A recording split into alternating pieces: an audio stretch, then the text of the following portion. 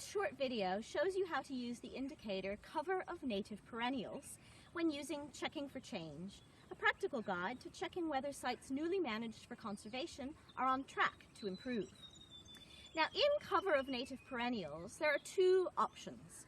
You can either calculate the cover of native perennial buds, which is the very base that the plant is growing out of, or cover of native perennial foliage, which is the whole area over which those leaves and seed heads drape. I'm going to show you how to do both of them in this video, but you can choose to do one or the other or both. So here I am at step 0, the very start of my survey line, and I put my foot directly against it, and this is step 0, and I look directly down. I've got a white marker with even a little arrow at the tip of my boot. And I look and I see whether my boot tip is either on top of a native perennial butt or underneath the foliage of a native perennial plant.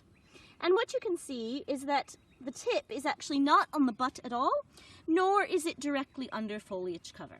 So I record nothing on my data sheet, and I move on to step 1. Step 1 is quite a different story.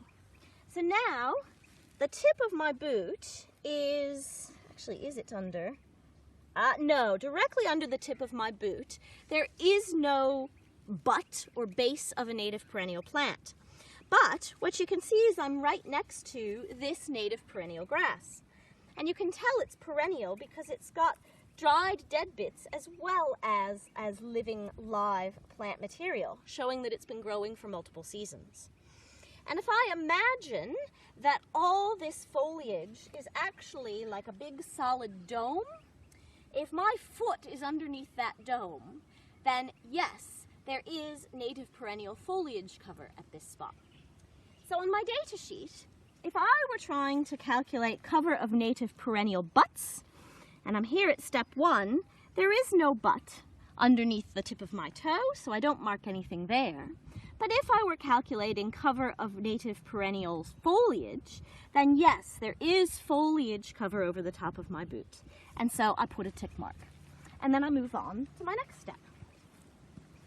So step 2, now what you see is at the tip of my boot is right on top of a very solid butt of a perennial plant. This is Microlina. And so now there is cover of native perennial butt. You can also imagine if all the foliage associated with this plant was a solid dome, my foot would also be underneath that dome. So yes, there's also cover of native perennial foliage. So on my data sheet for step 2, if I were calculating cover of native perennials butts, I would mark a tick because my boot is on the butt. If I were calculating cover of native perennials foliage, I would mark a tick because my boot is under the dome that you can imagine is formed by all of that foliage. So I continue that way for the entire survey line, and when I get to the end, I calculate the percentage of points where there was native perennial cover. So if I'm doing the butts, I add up all of the ticks in that column. Might be 15. I divide by the number of steps I took, which is about 50. It could be a bit more, it could be a bit less. Do the maths, multiply by 100, and that gives me the percent of cover of native perennial butts. If I were calculating foliage, I would count up the ticks in the foliage column. I would divide by the number of steps that I took, do the maths, multiply by 100, and that gives me the percent of cover of native perennial foliage.